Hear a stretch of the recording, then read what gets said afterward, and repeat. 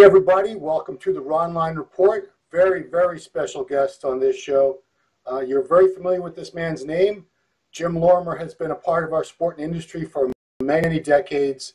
A lot of you know him from his association with Arnold Schwarzenegger and promotions of the Arnold Classic, which is now the Arnold Sports Festival.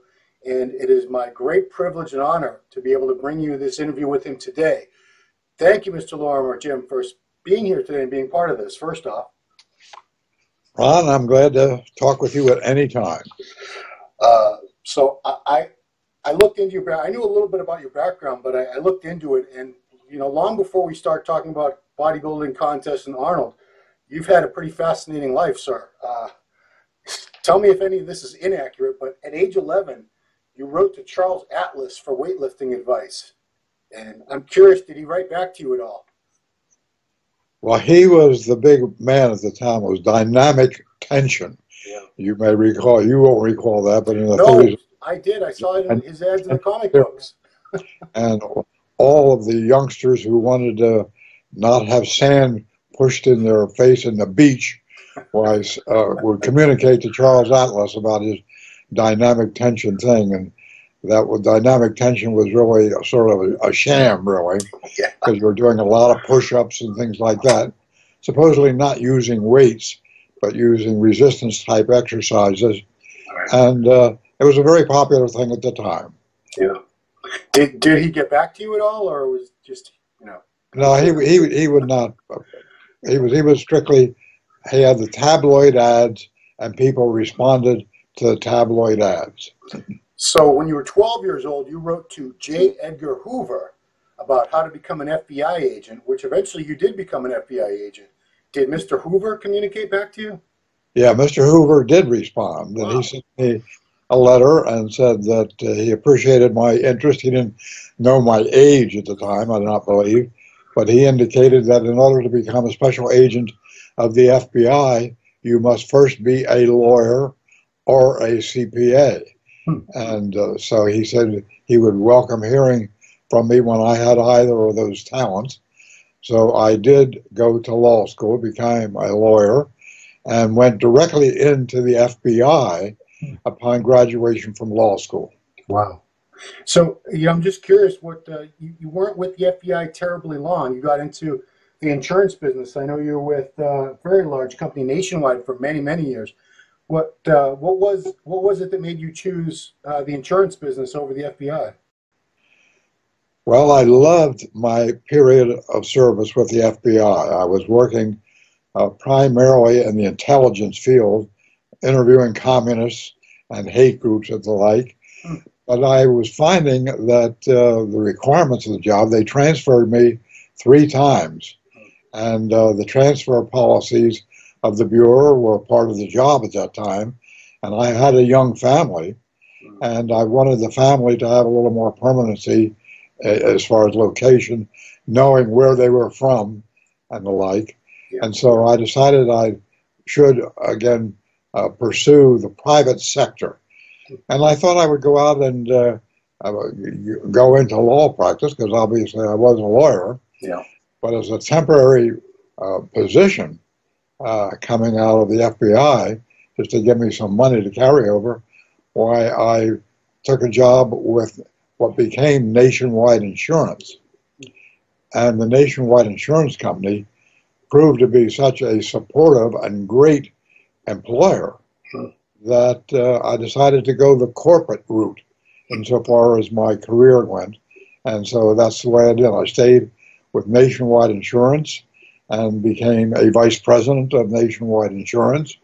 But that brought me to the city of Columbus, Ohio, because that's where Nationwide Insurance headquarters is. But the transition was primarily a protective of my family, but also a good business opportunity, because obviously Nationwide Insurance is one of the largest corporations in the country and a very good employer who permitted me, encouraged me to become involved in community activities. And so their approval of my involvement in the sports promotion field is what enabled me, again, to form a partnership with Arnold and to begin in the sports promotion field. I also want to mention, because it's noteworthy, you served in the United States Navy toward the very end of World War II. Is that correct? That is right. I was in the U.S. Navy in World War II, so I got part of the GI Bill as a result of that, and that assisted me, as it did some 12 million other young men after the war, to get the education that I was able to get. Okay. So your love for weight training started very early on. You received a barbell set at age 13, if I'm correct, which was, it had to be pretty unusual. This would have been the late 1930s. I don't think too many young men were into weight training back then, were they? That's they were not, and I discovered that sport about the age of 13 there, as you say, and so I began training with weights, and we would go out to the York Barbell Company, to Bob Hoffman and Grimmick, and visit those situses.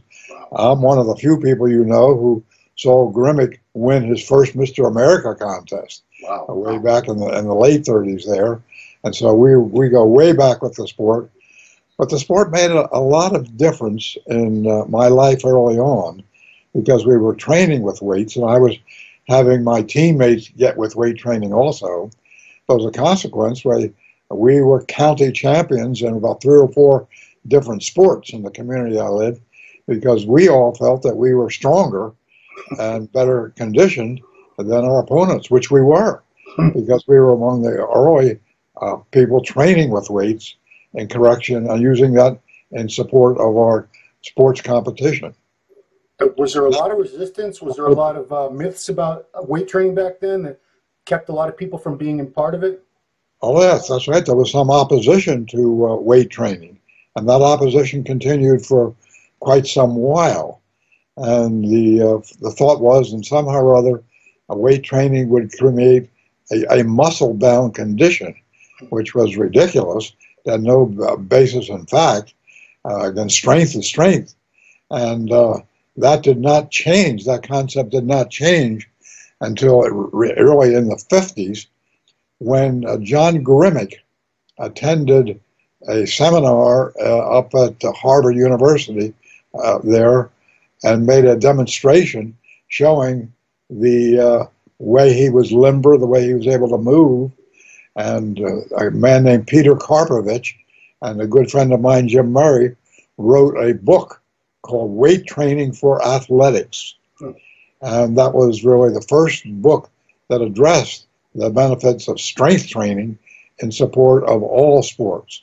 And so it was John Grimmick in the lead, but Jim Murray and a man named Dr. Karpovich up in New England, who again authored that book, and it became a very, very important document.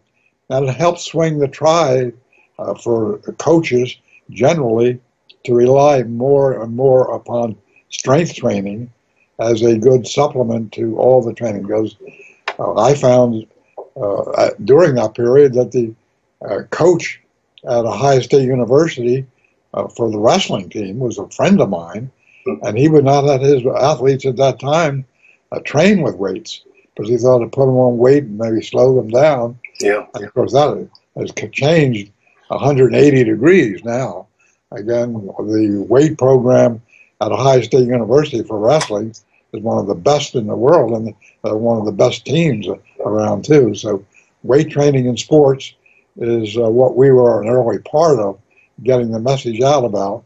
And my good friend Jim Murray, who was in high school with me, who authored that book, was one of the first people to get out a good text on the subject of weight training for athletics. So you were around weight, physique competition for many decades. I don't think all the people who follow it now realize that for a very long time, there was no specific physique competition. Everyone who competed, like Mr. Grimmick, had to first demonstrate some sort of athletic ability, either weightlifting or gymnastics or something like that, before there would be the physique competition part of the event. Well, Bob Hoffman was concerned with that concept of muscle boundness and everything, and he encouraged the athletes. For instance, Grimmick was a very flexible athlete, and he was very obviously very muscular. But Grimmick's strength was in posing. He was an artistic poser, and we've had a few of them since that time. But he was able to, when he was on stage, you would watch him. Just it was like a balletic movement he was doing that made it especially attractive. Of course, he had a good physique, but it wouldn't be at all in the game, even for an amateur competition today. But he was a great leader in the sport. And it was the fact that he won the first two, again, Mr. America contests, that they changed the rule that you could not succeed yourself as a champion, because they figured he would have won the thing throughout all the 40s. Yeah. So in the 40s is when they started insisting that the champion could not repeat as champion. And of course, when it got over into the age of the IFBB and the winners, well, then they enabled the champions to repeat. And like Sergio Olivia started out as the initial champion, and he for the Olympia, but then Arnold took it over for 6 years in a row, as you know. Yep. But you are enabled to repeat, and since then we've had a number of people who have been repeating champions. But early on in the Mr. America history, they did not permit that to go. And of course, the Mr. America predated the Olympia. Oh, yeah. I'm jumping ahead of myself on the timeline here, but Arnold and yourself, you brought back the posing round as something to be judged and scored, which had been missing from the competitions as part of the scoring process for, I believe, about 20 or 25 years at least. Were you very supportive of that with Arnold's decision? Was it a joint decision that you made together to bring the presentation aspect back as part of how the athletes would actually be judged and scored? Yes, well, we've long had the viewpoint, and this is for all sports, and that is in real estate, the key word is location, location, location. In sports, the key word, all sports, the key word should be presentation, presentation, presentation. So we were among the first, I believe we were the first, to add music to the posing. The athletes would just go out and pose in the old days, but when we first began it, why, we had an organ in the pit, and we have an organist who would sit there and play organ music as the athlete was playing, and just added a dimension of drama to the presentation. But and we have continued that attitude from all of sports, particularly from bodybuilding. And you see from what we do with the Arnold Classic, we have a big opening scenes always, and presentation, great staging. And before we got into that commitment of making a presentation, it was strictly just a straight little platform that the people would stand on. And that was it. And but that was not the type of thing that was going to enhance the growth and value and popularity of the sport if you made it a little more dramatic. Yeah. So I'm jumping around here a little bit, but just another thing I want to throw out there is you were elected mayor of Worthington, Ohio for the first time in 1967. Is it true that you've been either the mayor or the vice mayor ever since then?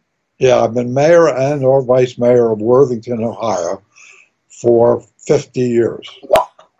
So not many people have that type of tenure, but just like I've been partners with Arnold for 42 years. I don't do things temporary, and that type of tenure, having fun in a number of areas. And again, the mayor of a community like Worthington, Ohio, why your responsibility is primarily holding mayor's court. And in that responsibility, you try the misdemeanor violations of the city. Really? If you're drunken driving, well, you'll go to mayor's court. So the mayor is really the judicial officer of the communities, and I have been serving in that mayoral position, judgment position, for half a century. Wow. I don't know how you found the time. So it also says you were chairman of the U.S. Olympic Committee for 4 years, 1964 to I 1968. was chairman, secretary, and chairman of the United States Olympic Committee for women's track and field in the 1960s. Yeah. And that presentation of the sport of women's track and field, I ran some national championships in that sport, both indoor championships and outdoor championships in the 60s. Yeah. But it was that presentation of national events that caused the people in the weightlifting community, who knew that I also liked weightlifting, asked me if I would run the national weightlifting championships in Columbus, Ohio in 1967. Yeah. And I was still chairman of the United States Olympic Committee for women's track and field. And I agreed to do that. I ran the national championships in weightlifting and Mr. America contest in Columbus, Ohio in 1967. And that was sufficiently successful that the national weightlifting people said, we have never had a world weightlifting championships in the United States. We think that we can get the world weightlifting championships here in 1970 if you will run the competition because of the record you had in running them. And so I said that I would run that competition. So in 1970, I reran the, again, World Weightlifting Championships and also ran a Mr. World contest with it. And I arranged for ABC TV Wide World of Sports for the first time to televise television on both weightlifting and bodybuilding at that particular event. And it was in connection with that promotion that I knew I had to get the top bodybuilders in the world in. And I contacted the 6 top bodybuilders in the world who I knew who they were. Yeah. But one of whom was a young Austrian. And I contacted Arnold in Gold's Gym in California. And I told him about the fact we were going to have national TV for the, again, the championships, the Mr. World contest. And he said, I want to be there because I understand the importance of that.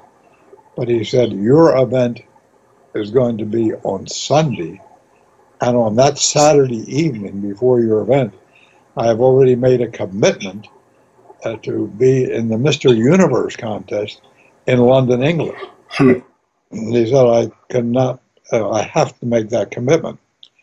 And I said, well, if you will compete in London, England on Saturday night, go directly to Heathrow Airport at the last flight out at midnight.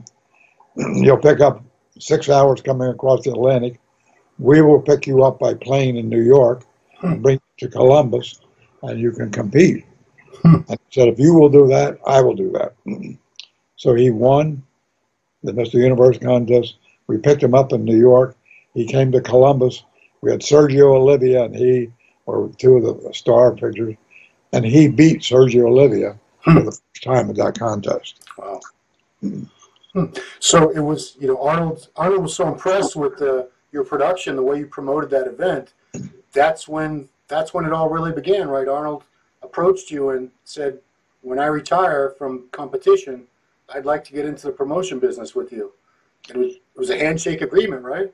That is right. That's exactly what happened after that event that night in September of 1970. He came up to me and said, I have never been in an event this good, and I want to go into the promotion of the sport when I am done competing. He said, and I'm going to come back when I'm done competing and ask you to be my partner. And I said, yeah. You know, I did not think that was going to be a feasible thing. Yeah. But for the next 5 years, 1970, 71, 72, right through 75, he won the Mr. Olympia every year. Right. And his last victory in 75 was in South Africa. Right. And that's when he made the movie Pumping Iron there.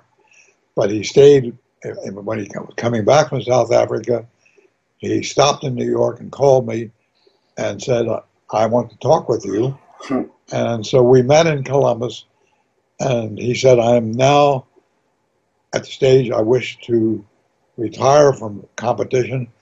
I won the event for the last 6 years in a row, and I'm still being paid for winning the Mr. Olympia contest $1,000. He said, I want to professionalize this sport. I want to make it a sport in which athletes can make a living, and I want to popularize the sport. And he said, next year, 1976, we will run the Mr. Olympia contest here in Columbus. I will get the athletes here. I will help get sponsors. You run the competition. And on a handshake in 1975, and our partnership has continued on a handshake for those 42, 43 years. And we have, again, moved forward with all of our commitments to the sport. And the athletes, many athletes are making a very, very good living off the sport now as professionals. But this year, again, obviously, the cash prizes are up to tremendous amounts, and the athletes are having a good professional opportunity. And that was Arnold's commitment, and that is what we have accomplished. And as you know, our Arnold Sports Festival is now on all 6 continents. Yeah. So when did the decision, or how did the decision come about prior to 1989 to, I believe you had an event, professional event called the World Pro or the Pro World for many years. And that sort of what grew into the Arnold Classic? We ran the Mr. Olympia contest for several years, but then the Weeders suggested to us that they wanted to move the Olympia contest to Europe, and because they could see we were finally making a success of it. Yeah. And so they said, you next year, you run the Mr. Universe contest.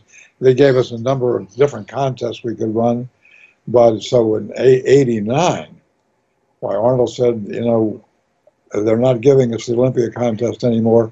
Let's have a contest that has my name on it. And that where they can't take my name away from it. We'll start in '89 doing the Arnold Classic, the Arnold competition. And so '89, and that was also the same year that Arnold was named chairman of the President's Council on Physical Fitness and Sports. Yeah. I was on that council with him. And at that time, as we were moving around the country, we were having other sports coming to us, like martial arts, like gymnastics, and they would say, we know you're running a good-sized event there in Columbus, Ohio, with the Arnold Classic. Could we be part of it? Could we be there? And so, again, in keeping with Arnold's chairmanship of the President's Council, we said, absolutely. So every year, we had some new sports added. As a consequence, over that 30-year period there, we now have a gradual growth over a 3-decade period, the largest multi-sport event anywhere in the world. You may know that the Olympic Games in both Brazil and London had 10,000 athletes and 30 sports. We, this year in Columbus, Ohio, had 22,000 athletes, more than double the Olympic Games, and 78 sports and events, more than double the number of sports and events at the Olympic Games. So that scope has been gradual and continual, but that is what we are doing in Columbus, Ohio. But also, within the last 6-7 years, why we have had other continents say to us, could we please have an Arnold Classic in Brazil, in Europe? Could we have it in Africa? And consequently, each year, why we have expanded the Arnold Sports Festival concept and program to other continents. As a consequence, we are now presenting events on all 6 continents, and each one of the events on the other continents are Olympic in scope. That means they have at least 10,000 athletes and 30 sports as a part of their program. So nothing that matches it in the world as far as impact on numbers of athletes' lives and the great variety of sports opportunities that are made possible through this sports festival concept.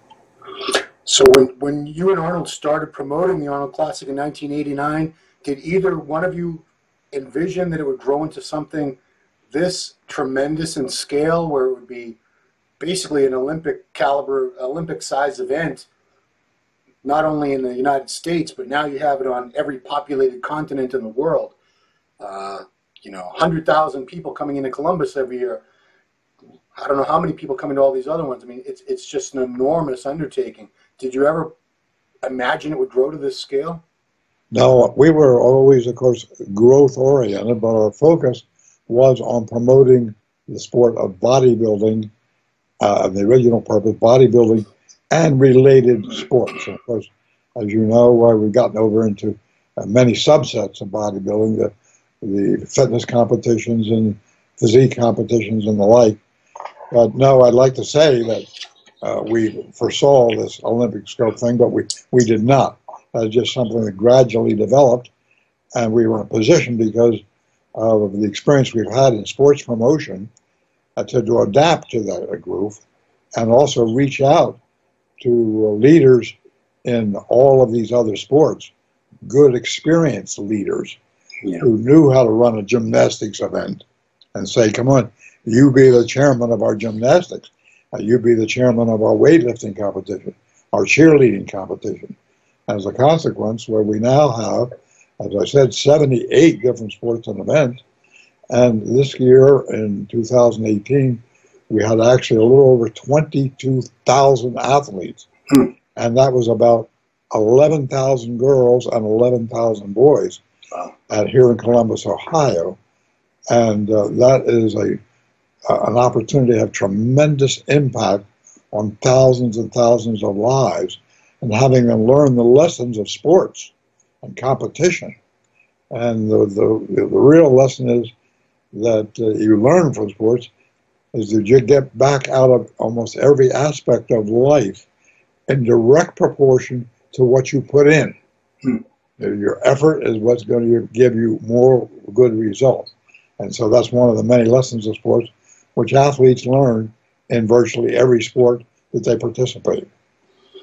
So one thing I've always wondered about, I've seen this event grow over the years. I started going in 1995, and it's so huge now. I'm just talking about the Columbus show.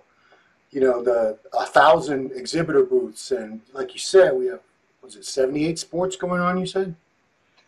Yeah, 78 sports and events. 78 sports. I mean, I assume you start planning for the 2019 weekend as soon as 2018 is over. Absolutely. What type of staff? I mean, how many people does it take to plan and execute, staff and volunteers, something of that scale? Well, we have a staff in Columbus, Ohio of 7 people. Wow. And they're highly skilled and trained and would help us work on all of the events. Our primary focus here, of course, is in Columbus. But it's also in support of the weekend, it requires, of course, several thousand people working together. Just in the medical area, for instance, we have the largest medical support team we know of any event anywhere. 500 doctors and nurses and support people work on just the medical team. And they spread out throughout the community, all the different situses we have here. And so there's medical support in absolutely every venue. And consequently, the athletes are protected right from the beginning, and similarly in the security field. We have another 500 plus security working on the weekend at all operational levels. The FBI, the Highway Patrol, the county officers, the local officers, and a huge security team. So these support teams in the medical and security area are just a part of what it takes to put the whole event together. So it's probably, you've got Ohio nailed down. I mean, you know everybody there. You've had your contacts and staff there for decades. Was it an extra challenge establishing and planning and putting together all these international events? Well, it is a special challenge, but again, the secret there is to get the right leadership. And as we reached out, we would know through our sports contacts who the leaders were in each of these continents. Particularly, our base was always, who's the leader in the sport of bodybuilding? And that person would have already had experience in running contests and getting sponsors and the like.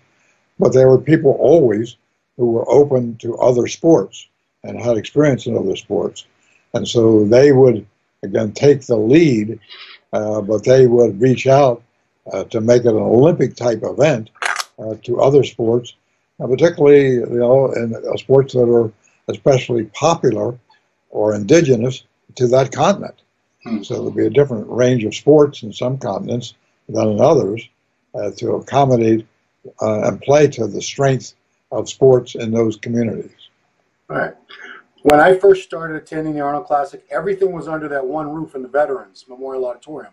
You had the events upstairs, the competition, in the downstairs. That's where all the booths were. And I don't know when you outgrew that. It couldn't have, I don't think you held on there for too long. The event got bigger than the vets at some point. That's right. Well, we were fortunate in that they created a very large convention center in Columbus. It's 1,700,000 square feet. Wow. And so we moved over into that 1,700,000 square feet.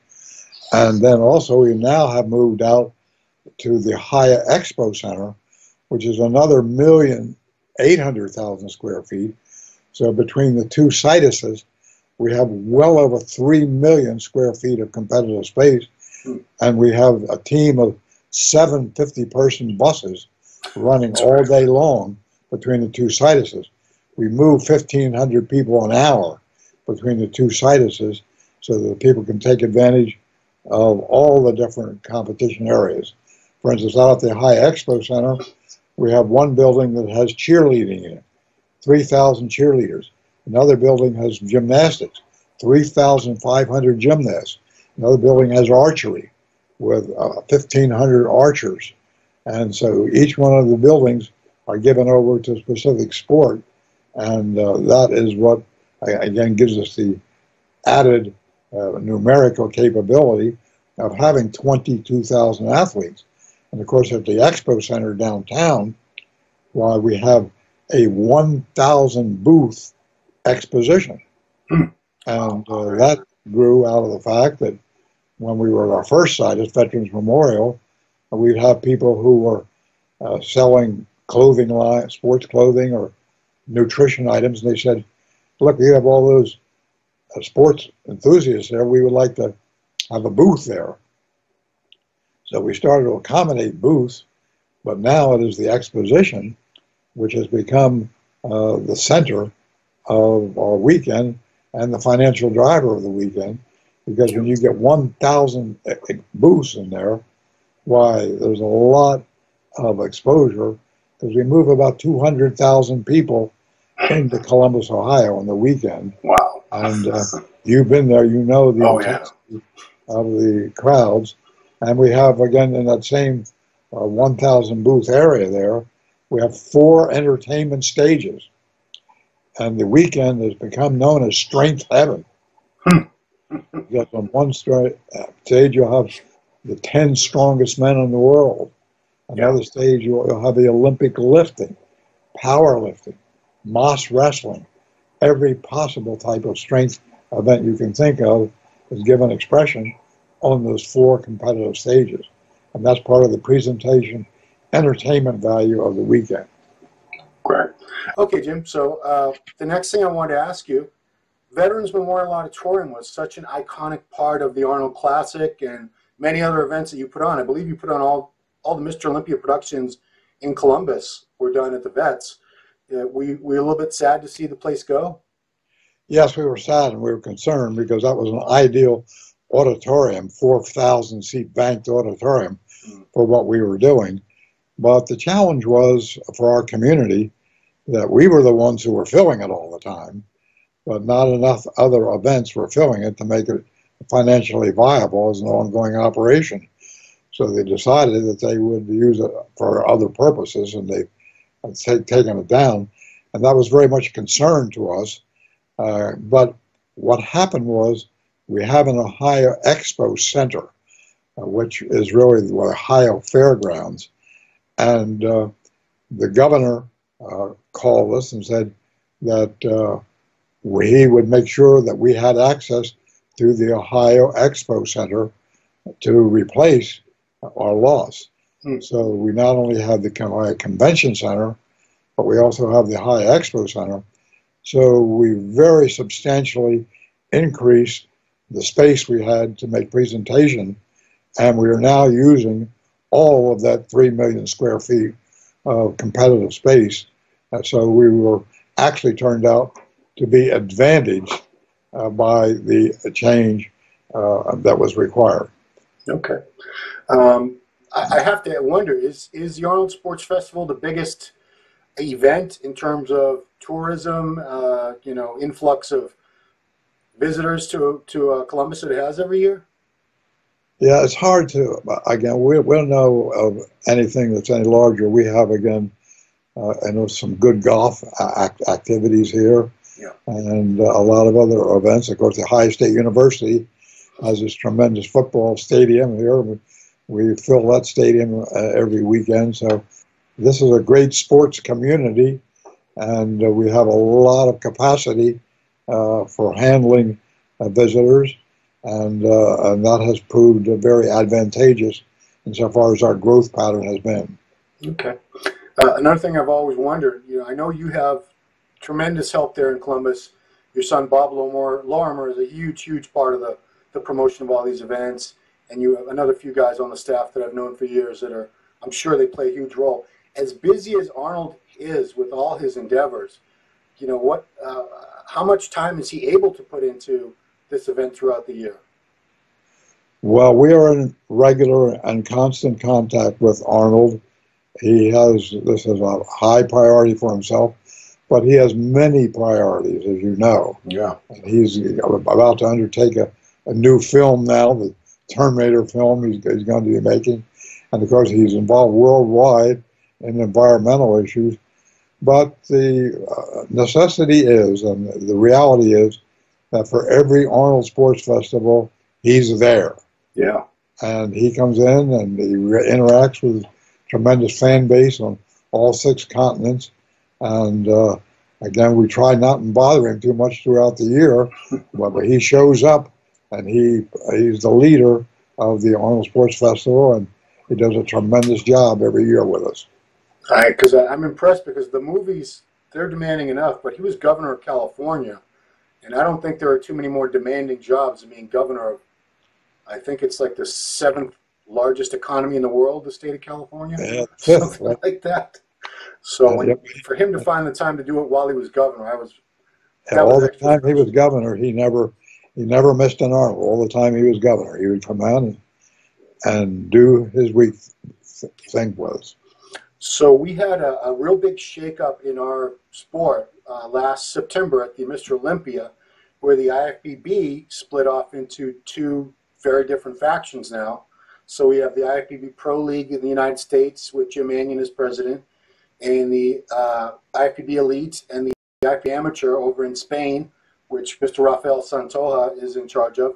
How did that affect the Arnold Classic? Because you have Arnold Classics on, like we said, Arnold Sports Festivals on every continent in all these different nations.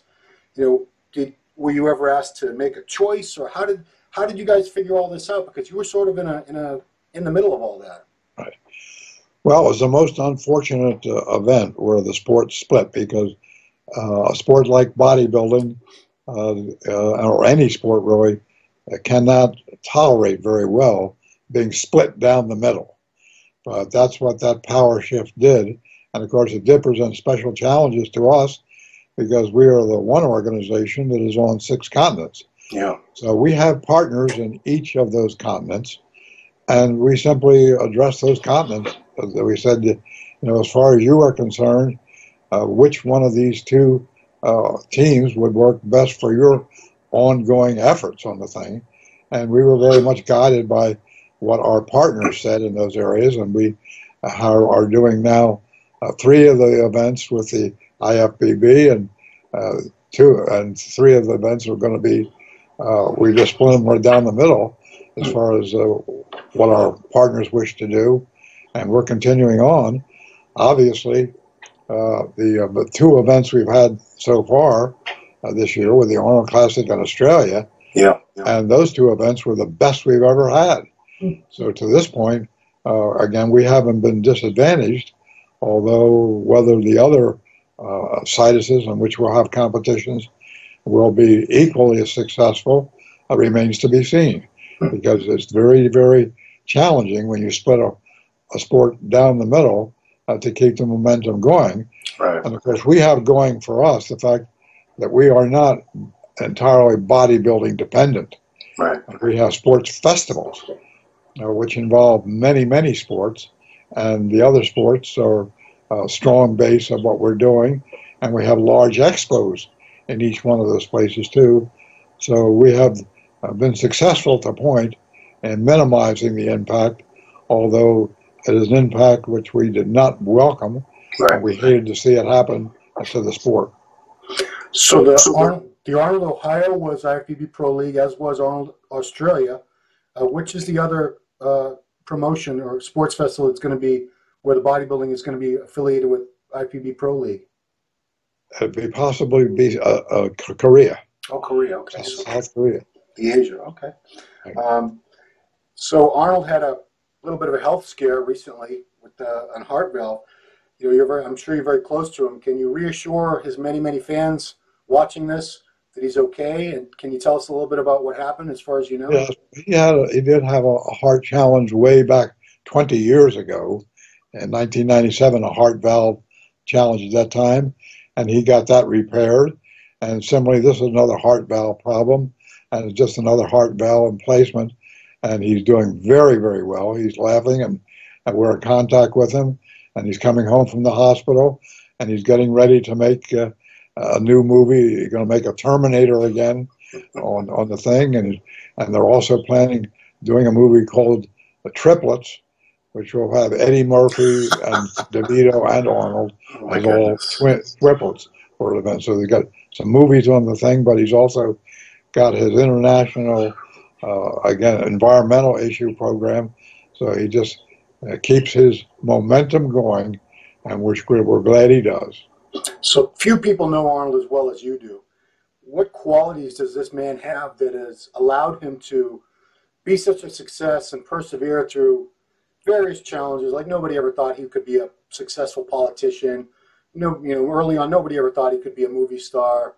Everything people said he couldn't do, he went ahead and did.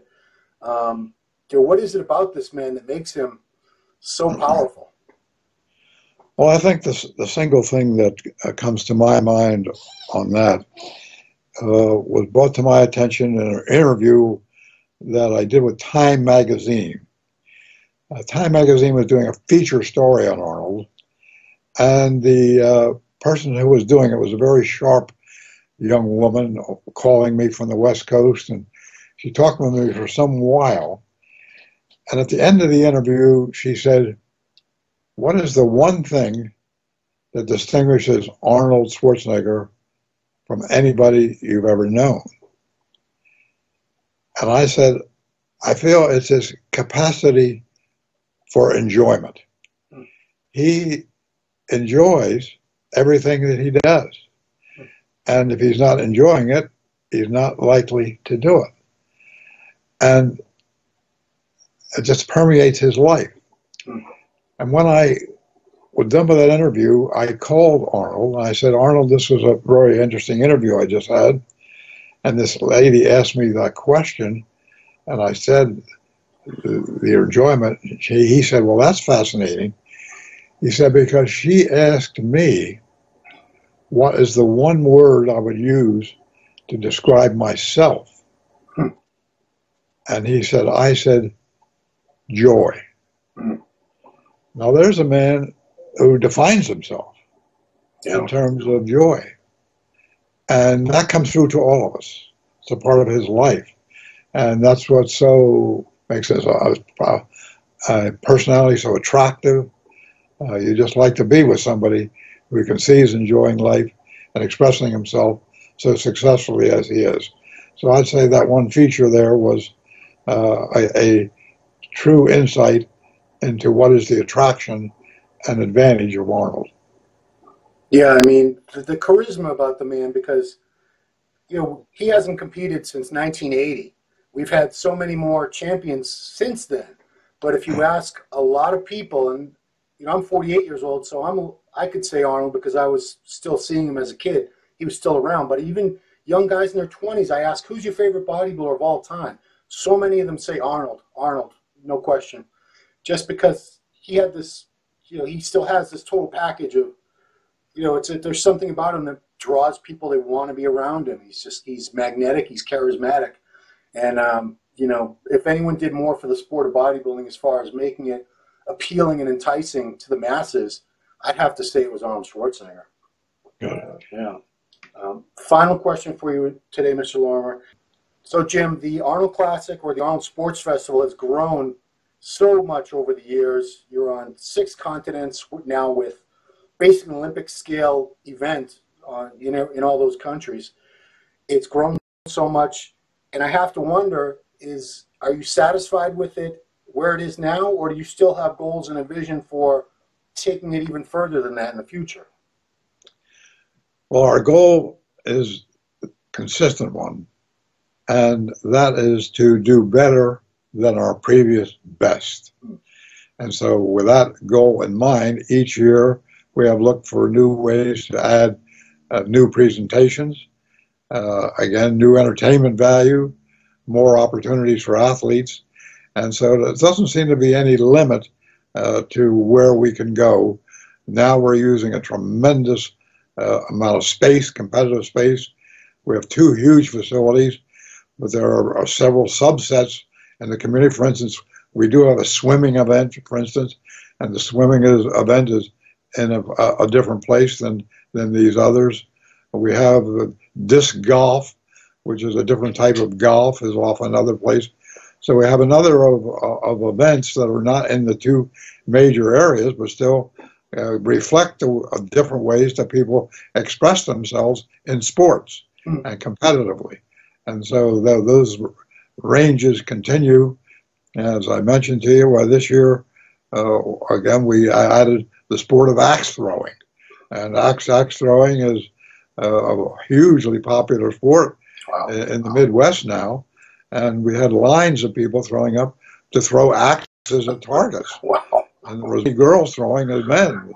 And so it was a very interesting activity, but that's an example of the new directions that you can be led if you're committed to always doing better than your previous best. So it sounds like there's really no limit to how you could always keep adding events and new facets to these sports festivals, make them better and better every year. That seems to be true, and we learn from our foreign partners too. Some events that are again more interest overseas, where we introduce them here, and we always try and keep our eye on the Olympic events. And we have 16 Olympic events on our program, and we encourage. We've run the Olympic trials in weightlifting a couple times here, and so in the strength events, we are definitely strength heaven, as I mentioned to you, and we want to continue that focus. I can say I've spoken to a few of the men who compete in the Arnold Strongest Man event, and they say that's their favorite event. That's their favorite event to do out of all of them, including World's Strongest Man. It's so much more theatrical, I guess would be the way to put it. It's got such unique events, and I get a kick out of watching. I don't know what's going on half the time, but I get a kick out of watching these mountains of humanity do these amazing things you wouldn't think a human being could. So, props to you and Arnold for. We're hosting the 10 strongest men who have ever lived. Right here in Columbus on our event, and they're a great group of athletes, to work with and tremendously strong men. Wow. Well, Mr. Lorimer, I want to thank you not only for doing this interview today, but for, you know, everything you've done in the industry. That the Arnold Classic and the Arnold Sports Festival have really added so much to our sport, and they forced all the other events to sort of step up their game and bring things to another level of production quality, because they see what you and Arnold have done all these years in Columbus and international. So thank you so much for everything you've done. Your contributions are, you know, I know you've already won a Lifetime Achievement Award, but I want to say you deserve more than one of those in my eyes. Well, we thank you, Ron, for your interest, because you can give us great coverage. We love muscular development. We love the sport, and we're still having a lot of fun. And we are committed to doing better than our previous best, and I know you join us with that commitment. Great. Thank you so much for the Ronline Report. This has been Jim Lorimer. Thank you for watching, everybody. Bye.